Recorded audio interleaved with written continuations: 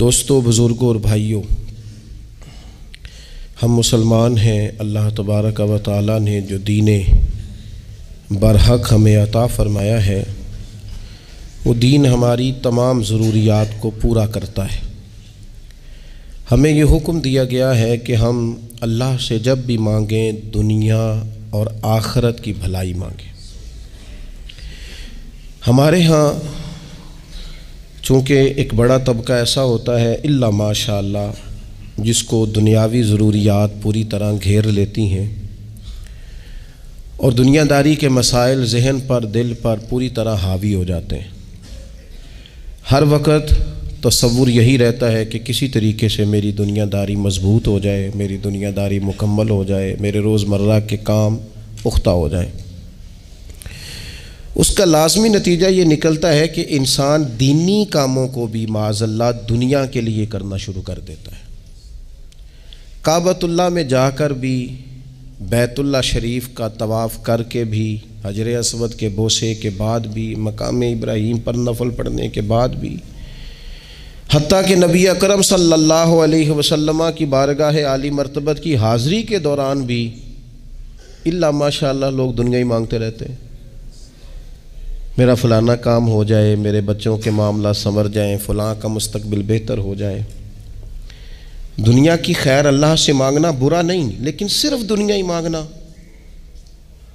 اور اپنی آخرت کو فراموش کر دینا۔ اللہ فرماتے ہیں وَالْآخِرَةُ خَيْرٌ وَأَبْقَىٰ، آخرت تمہارے لیے بہتر بھی ہے اور ہمیشہ باقی رہنے والی بھی ہے۔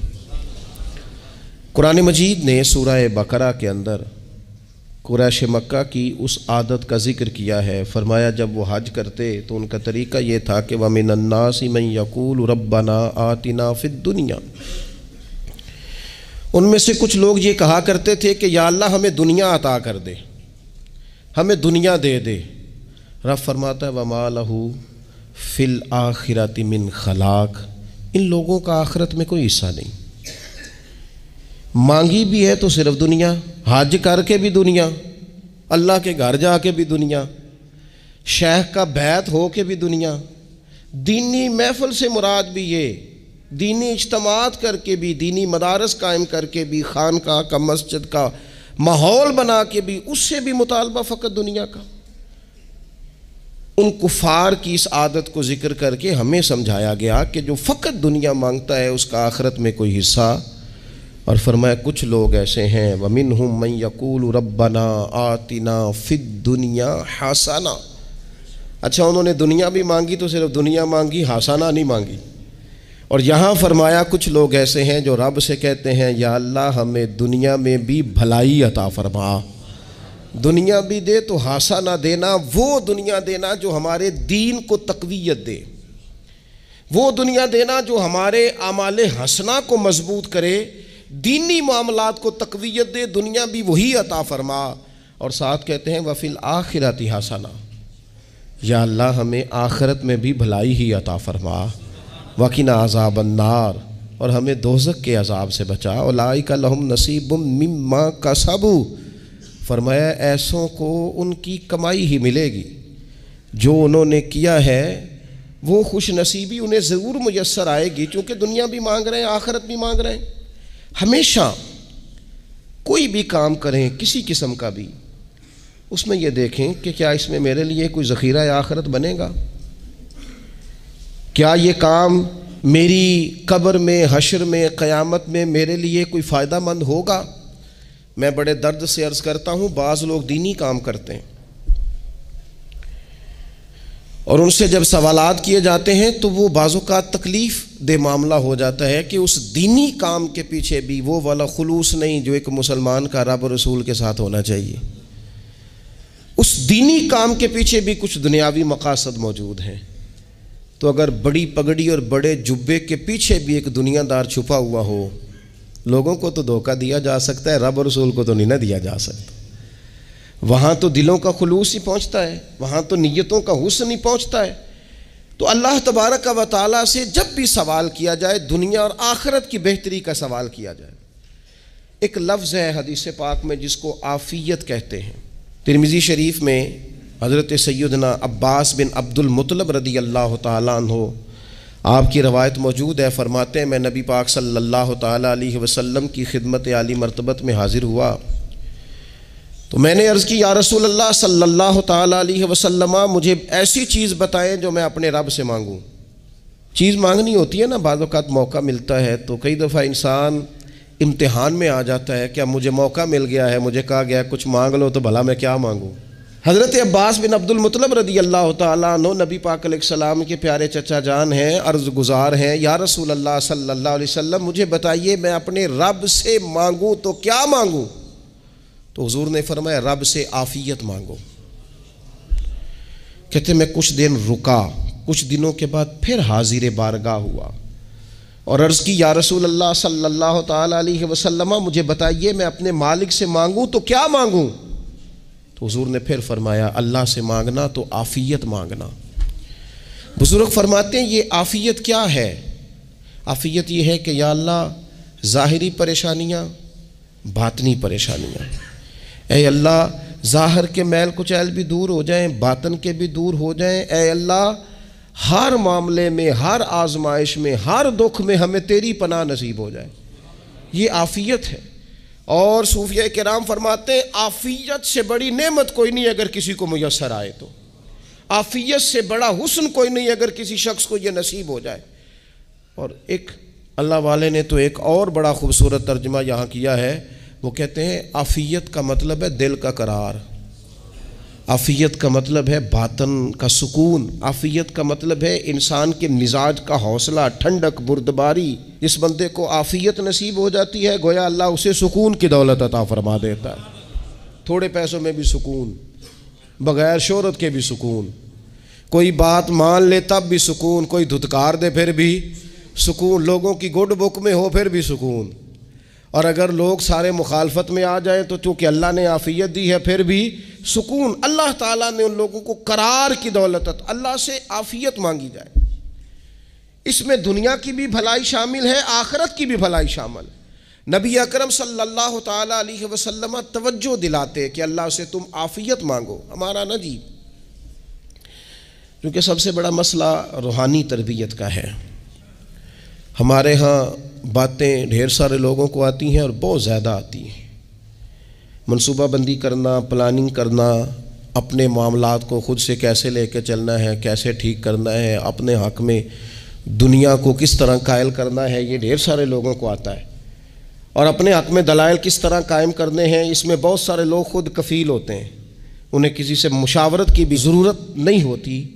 لیکن اللہ کی بارگاہ سے اپنا رشتہ کیسے جوڑنا ہے، مالک سے کرم کا سوالی کس طرح کر کے ہونا ہے، اللہ سے عافیت کا سوال کیسے کرنا ہے، یہ چونکہ روحانی تربیت میں ہمارا مزاج نہیں ہوتا لہذا ہم اس طرف جاتے نہیں، ہم وہ اپنی مرضی کی چیزیں، یعنی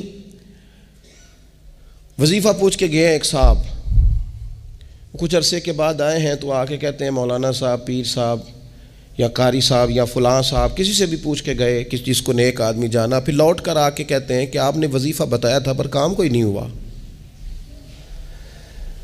تو میں تو صاف کہتا ہوں اور کھلے دل سے کہتا ہوں کہ بھئی وظیفہ آپ کو بتایا تھا کہ اللہ کی رحمت متوجہ ہوگی، خدا کی رحمت کو آواز دینے کے لیے وظیفہ دیا تھا، کوئی بھی وظیفہ رب کو مجبور تو نہیں نہ کر سکتا معاذ اللہ۔ اور وظائف کس لیے پڑھے جاتے ہیں کہ جلدی سے معاملات ٹھیک ہو جائیں، میرے حق میں چیزیں بہتر ہو جائیں، تو اللہ کی رضا کے لیے پڑھے جاتے ہیں۔ تو وظائف کو، عبادات کو، نوافل کو، تلاوت کو، درود پاک کو تو رضا الہی کا ذریعہ بنانا چاہیے، لیکن ہم چونکہ ایک پورا الجھاؤ رکھتے ہیں اپنی دنیا داری کے معاملات سیدھے کرنے میں، ایک پورا خیر رکھتے ہیں، وہ لوگ ملتے رہتے ہیں مختلف بزرگوں کی نسبت کے تعلق سے، تو بعض جگہوں پہ بعض لوگ بڑے تیز ہوتے ہیں، یعنی ان سے آپ کی ملاقات ہوتی ہے تو بندے کو محسوس ہوتا ہے کہ یار اسے تو پہلے ہی ساری باتوں کا پتہ ہے، اور کئی دفعہ ان سے ملنے کے بعد احساس ہوتا ہے کہ یار اس سے تو تھوڑا سیکھ ہی لیتے تو بہتر تھا، یہ تو بات بڑی آگے نکل گئی، سارا پتہ ہوتا ہے، باشعور ہوتے ہیں، لیکن ڈر آتا ہے اللہ سے۔ اتنا باشعور آدمی، سمجھدار، پنچایت، پریا، لوگ، دین، دنیا سارا پتہ ہے، نماز کا ٹائم آ گیا تو وہ چھپتا پھرتا ہے، اس کی طبیعت پر بوجھ بن رہا ہے معاذ اللہ اللہ کے حضور حاضر ہونا، اسے خیر کا کام کرنا پڑ رہا ہے تو وہ ادھر ادھر نکلتا جا رہا ہے۔ تو سوال یہ ہے کہ پھر یہ شعور کا کیا مطلب رکھا ہوا ہے ہم نے؟ پھر اللہ سے دعا کرنے کی ضرورت نہیں۔ وہ حضرت عارف رومی رحمۃ اللہ تعالی علیہ فرمایا کرتے تھے بعض لوگوں کو رب سارا کچھ دیتا ہے، سجدے کی توفیق نہیں دیتا۔ اس کا مطلب یہ ہے کہ وہ کہتا ہے یہ سارا کچھ لے اور نکل جا، میرے گھر نہ آنا، رکھ سارا کچھ پاس۔ رب سے عافیت مانگی جائے، اس سے اس کا فضل مانگا جائے، اس سے اس کا کرم مانگا جائے۔ اللہ کے پیارے رسول صلی اللہ تعالی علیہ وآلہ وسلم اس عافیت مانگنے پر زور دیتے، توجہ دیتے۔ میں آپ کو صحیح بتاتا ہوں، رب نے اگر کسی بندے کو عافیت میں رکھا ہو نا تو حالات کیسے بھی برے چل رہے ہوں اس کا بگاڑ کچھ نہیں سکتے۔ اور اللہ تعالیٰ معاف کرے، 100 دفعہ خاکم بدہن اگر کسی وقت اس کے کرم کی نگاہ پھر جائے تو پھر سارے اسباب سمیت بھی انسان اپنے پیروں پہ کھڑا نہیں رہ سکتا۔ اس سے جب تک طلب کرم نہیں ہوتا، طلب عافیت نہیں ہوتی، اس کی بارگاہ سے جب تک بندہ مومن پورا رجوع نہیں کرتا، یہ عافیت اتنی اعلیٰ چیز ہے کہ نبی پاک علیہ السلام نے فرمایا اذان اور اقامت کے درمیان جو وقت ہوتا ہے اس میں دعائیں رد نہیں ہوتی۔ دعا مانگا کرو گے تمہاری اللہ اپنے فضل سے قبول کر لے گا۔ عرض کی یا رسول اللہ کیا مانگے؟ تو فرمایا عافیت مانگو رب سے۔ حضرت انس بن مالک حدیث کے راوی ہیں رضی اللہ تعالیٰ عنہ، یہاں بھی فرمایا یہ عین قبولیت کا ٹائم ہے، اب اللہ سے عافیت مانگ لو، اس کی پناہ۔ ہم دعاؤں میں بھی محدود ہو جاتے ہیں۔ رب دا طالب کوئی نہ ملیا، جو ملیا طالب زردہ ہو، دعاؤں میں بھی حد بندی۔ بعض اوقات بچے بھی تربیت کرتے ہیں نا، ایک مولانا ہے، ان کا خیال ہے کہ انہوں نے مجھ سے کچھ پڑھا ہے تو کبھی کبھی استاد جی کہہ دیتے ہیں، بہت پرانی بات ہے، انہوں نے مجھے فون کیا کہ اگر آپ کبھی تشریف لائیں، تو میں نے کہا پتر دعا مانگ اللہ کو چھوٹی جی گڈی دے وے۔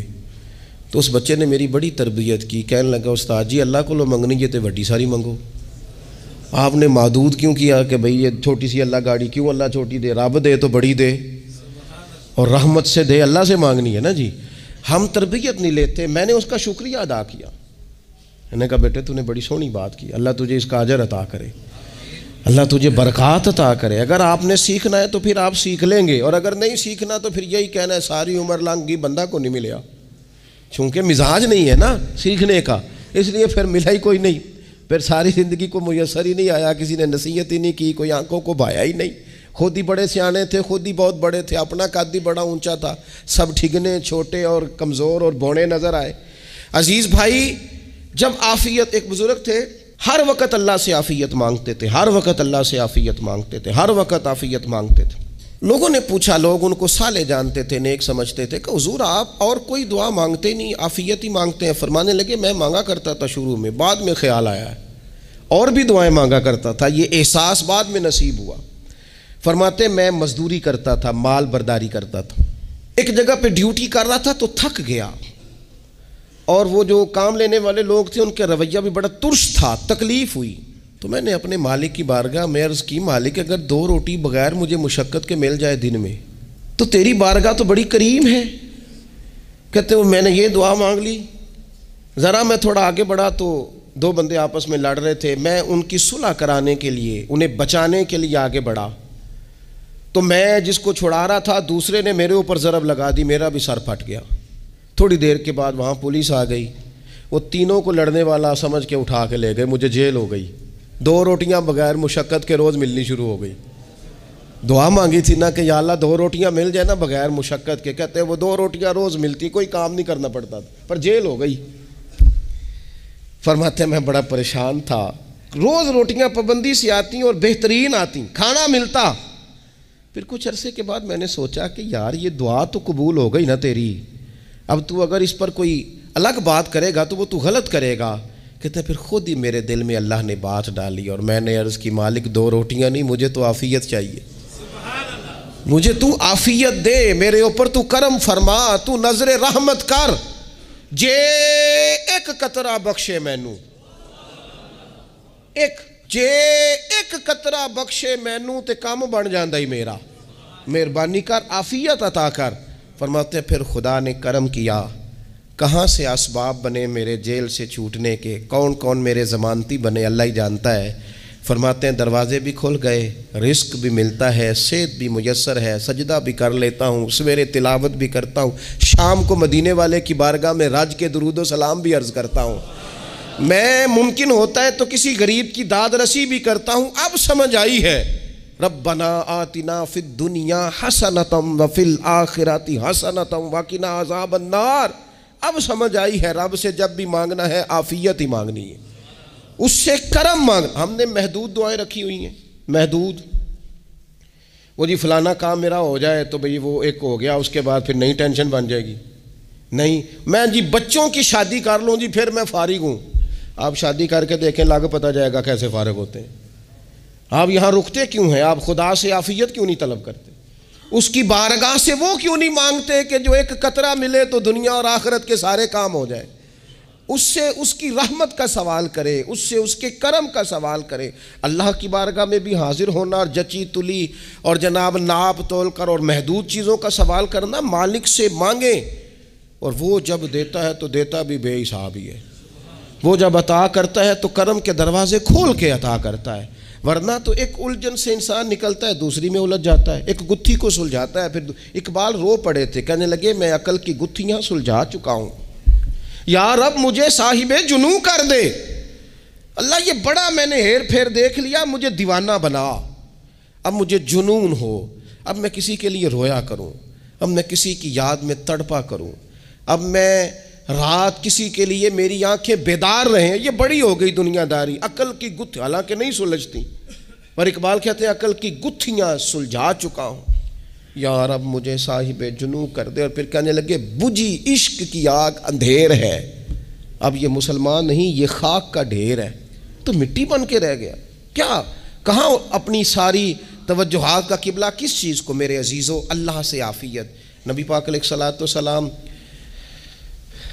نے ایک شخص سے پوچھا کیا دعا مانگ رہے ہو؟ تو اس نے کہا یا رسول اللہ میں اللہ کی بارگاہ میں صبر کا سوال کر رہا ہوں۔ تو حضور فرمانے لگے صبر تو مصیبت پر ہوتا ہے۔ یا رسول اللہ پھر کیا مانگوں؟ آپ ان جملوں اور لفظوں کی گہرائی کو سمجھیں، صبر کے لیے تو پہلے مصیبت آئے گی پھر صبر آئے گا۔ تو یا رسول اللہ کیا مانگوں؟ فرمایا تو رب سے عافیت مانگ۔ معنی کیا ہے؟ مصیبت آئے کیوں؟ اللہ تجھے اپنی حفاظت کے حصار میں لے لے، وہ وقت ہی کیوں آئے کہ جب تیری طبیعت الجھ جائے، جب تو پریشان ہو جائے، جب تو تو اللہ سے عافیت مانگنا۔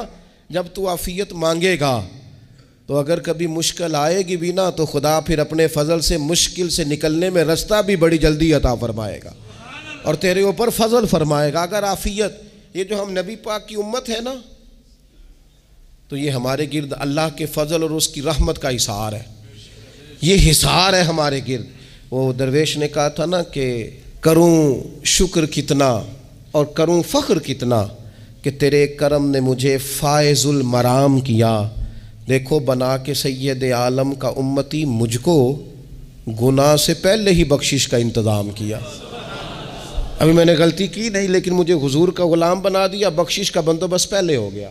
اپنے مالک سے بیمار بھی اس سے عافیت مانگیں، مقروض بھی اس سے عافیت مانگیں، بے اولاد بھی اس سے عافیت ہی مانگیں، صاحب اولاد بھی اس سے عافیت ہی مانگیں، جو دولت کے حصول کے رزق حلال کے خواہش مند ہیں وہ بھی اس سے عافیت مانگیں، اور جن کی جھولی اس نے بھر دی ہے وہ بھی اپنے رب سے عافیت ہی مانگیں۔ مالک سے جب سوال کرے، ایک بزرگ تھے انہوں نے تو اپنی انگوٹھی میں لکھوا لیا تھا کہ یا اللہ مجھے عافیت عطا فرما، مگر جب بھی دیکھتا ہوں یاد آ جاتا ہے کہ اللہ سے عافیت مانگنی۔ اپنے مالک کی بارگاہ کے اندر دیکھو، میں نے دیکھا ہے وہ کسی نے کہا تھا کہ تیری خواہش ہے کہ وہ تیری آرزو کرے پوری، اور میری خواہش ہے کہ تیری آرزو بدل جائے۔ کچھ لوگ ایسی خواہشات بھی لے کے آتے ہیں کہ جو پوری نہ ہو تو بہتر ہوتا ہے، اس لیے آپ کو پتہ ہے موت مانگنا جائز نہیں دین میں. مصائب سے گھبرا کر، مشکلات سے گھبرا کر، زندگی کے مد و جزر سے پریشان ہو کر موت کا سوال کرنا جائز نہیں. کس طرح جائز ہے؟ ان لفظوں کے ساتھ دعا کر سکتا ہے کہ یا اللہ جب تک میری زندگی بہتر ہے مجھے زندہ رکھ، اور جب میرا دنیا سے جانا بہتر ہے پھر تو مجھے اپنی بارگاہ میں بلا لے. یہ بھی کیا ہے؟ یہ بھی عافیت کا سوال ہی ہے کہ یا اللہ رکھ بھی تب تک جب تک رہنا بہتر ہے. نبی پاک نے بھی ارذل العمر ہونے سے پناہ مانگی.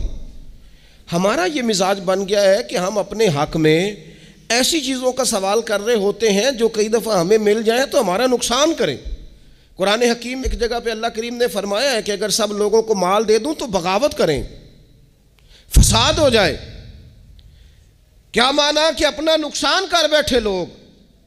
ہم اپنے مالک کی بارگاہ میں بعض ایسی چیزوں کے سوالی ہیں کہ جو ہمارے لیے ٹھیک نہیں ہے، ہمیں اس کے کرم پر چھوڑنا ہے، اس سے عافیت مانگنی. اور بعض لوگ، چونکہ میں کہہ چکا ہوں شروع میں کہ ہماری دینی روحانی تربیت نہیں ہوتی اور ہم کہیں سے باقاعدہ اسباق لینے کے قائل ہی نہیں ہوتے، پوری تربیت کا ہمارا مزاج ہی نہیں ہوتا، اپنی عقل اور اپنا شعور اور اپنے حساب سے ہم زندگی کو بتانا چاہتے ہیں. اور یہ جو میرا دور ہے یہ ویسے ہی الجھا ہوا زمانہ ہے، اللہ ماشاء اللہ، پتہ نہیں کوئی کیا بول رہا ہے، کوئی کیا کہہ رہا ہے، ایسے ہے جیسے کوئی میلہ لگا ہوا ہے اور کان پڑی آواز سنائی نہیں دے رہی. جس کی دکان پر کوئی گاہک نہیں وہ بھی کہہ رہا ہے لائنیں بنا لو. ایسا الجھا ماحول ہے اور ایسی آزمائش ہے کہ لوگ بیچارے پریشان ہیں. دیکھیں جب تربیت کے ساتھ انسان آگے بڑھتا ہے نا، ہمارے پاس مقتدا ہے اللہ رسول کا کلام، ہمارا پیشوا ہے رب رسول کا فرمان. جب ہم کتاب و سنت کی روشنی میں آگے بڑھتے ہیں تو پھر ہمارے لیے منزل آسان بھی ہوتی ہے اور قریب بھی ہوتی ہے. پھر ہمارے لیے آگے کی طرف سفر کرنا، آگے بڑھ جانا یہ آسان ہوتا ہے. آپ غور کریں جو لوگ دنیا میں کامیاب رہے، بھلا کس طرح کامیاب رہے؟ وہ اس طرح کامیاب رہے کہ انہوں نے نا اپنے رب سے عافیت مانگی. اللہ تعالیٰ نے خود بخود ان کے لیے رستے بنائے. آپ تاریخ پڑھیں گے بعض لوگوں کی تو لگ نہیں رہا تھا کہ وہ اتنی کامیابی حاصل کریں گے. دیکھ لیں آپ حضرت غوث اعظم جیلانی رضی اللہ تعالیٰ عنہ بغداد شریف تشریف لاتے ہیں تو ان کی کیفیت یہ ہے کہ پتے کھا کے گزارا کرنا پڑتا ہے. یعنی پیچھے کوئی ایسا بیک گراؤنڈ کسی کا بنایا ہوا ادارہ، کوئی بڑی خانقاہ، کوئی بڑے لمبے چوڑے والد صاحب کے مریدین، کوئی بڑا لمبا سلسلہ نہیں مل رہا. ان کو بظاہر پتے کھا کے گزارا کرنا پڑتا ہے، لیکن چونکہ وہ نکلے ہیں اللہ کی مدد کے ساتھ، انہیں اللہ نے تائید دی ہے، فضل فرمایا ہے، تو نتیجہ یہ نکلا ہے کہ 70 ہزار بندہ ایک ایک وقت میں تربیت لینے کے لیے ان کے سامنے موجود ہے. یہ اللہ نے اسباب بنائے ہیں، کیونکہ جب رب عافیت عطا کرتا ہے تو پھر اللہ اسباب بھی پیدا فرماتا ہے. ہمارا ذہن تو تھک جاتا ہے سیاست کرتے کرتے.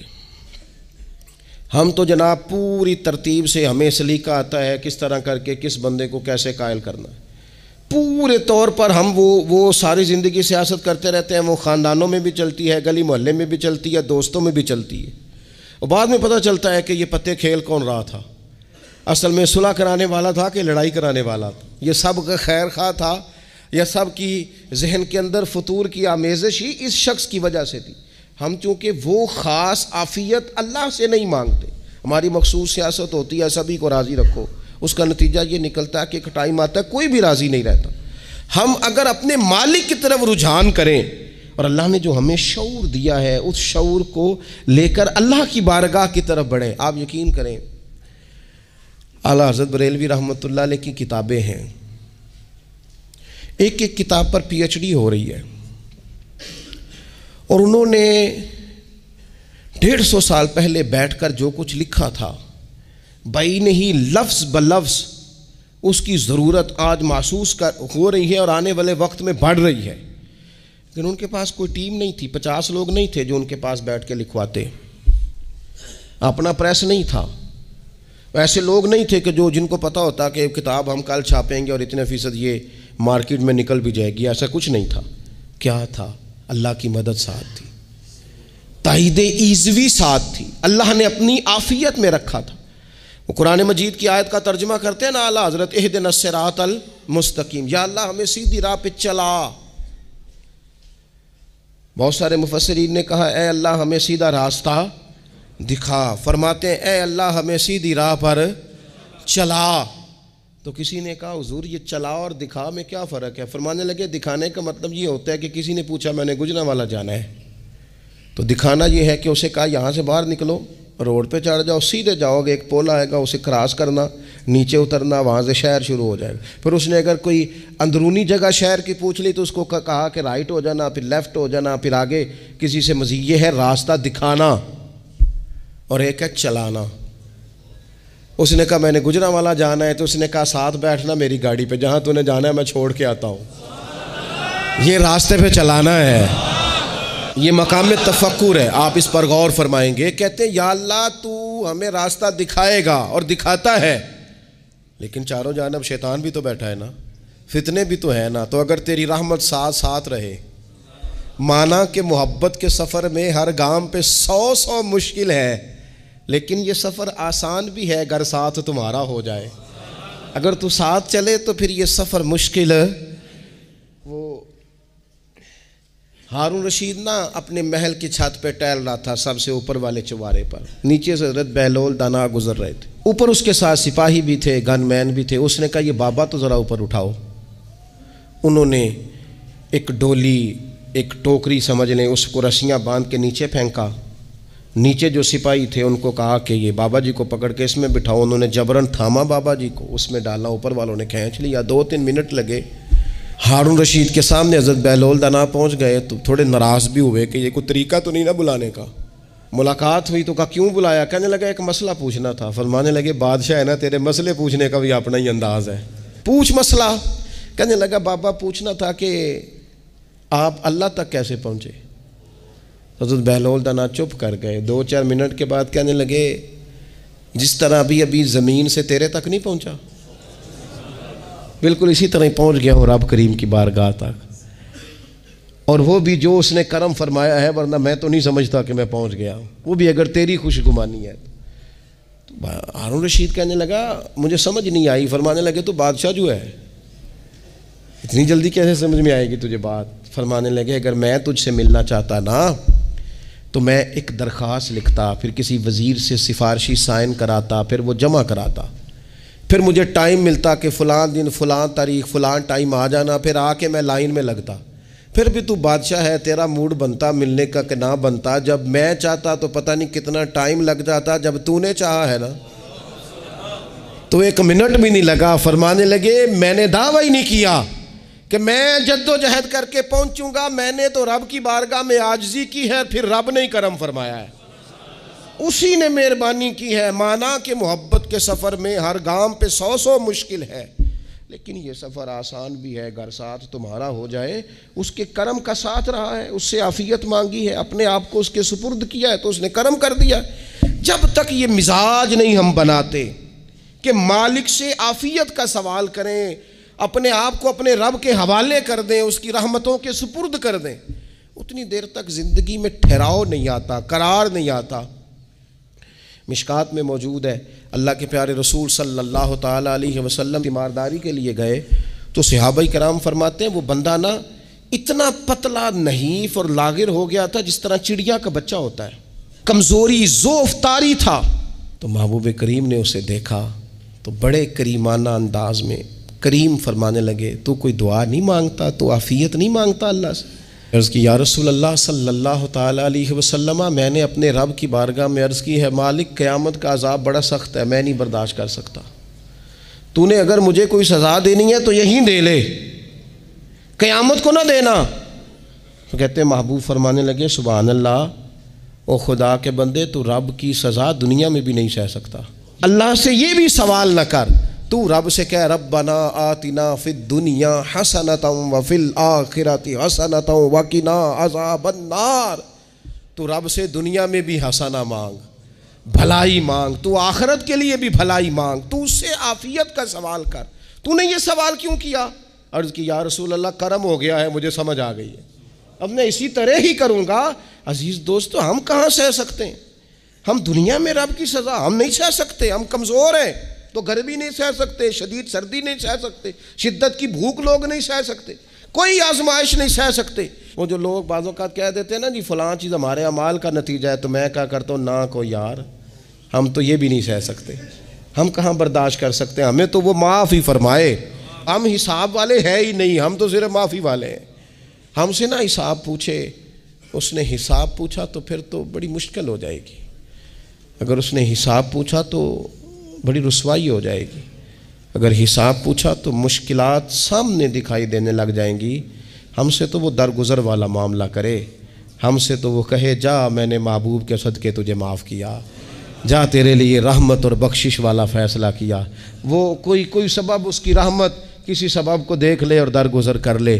تو آج کی پوری گفتگو میں آج آپ کو بڑی ذمہ داری سے یہ گزارش کر رہا ہوں، اللہ سے عافیت مانگے، ہر وقت عافیت مانگے۔ میری سالوں سے روٹین ہے، میں دعا مانگتا ہوں، اللہم انا نسألک العفو والعافیت فی الدین والدنیا والآخرہ۔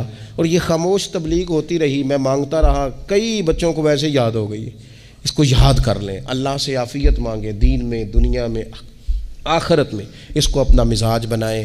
اللہ تبارک و تعالی ہم سب کو عافیت نصیب فرمائے۔ آخر دعوانا الحمدللہ۔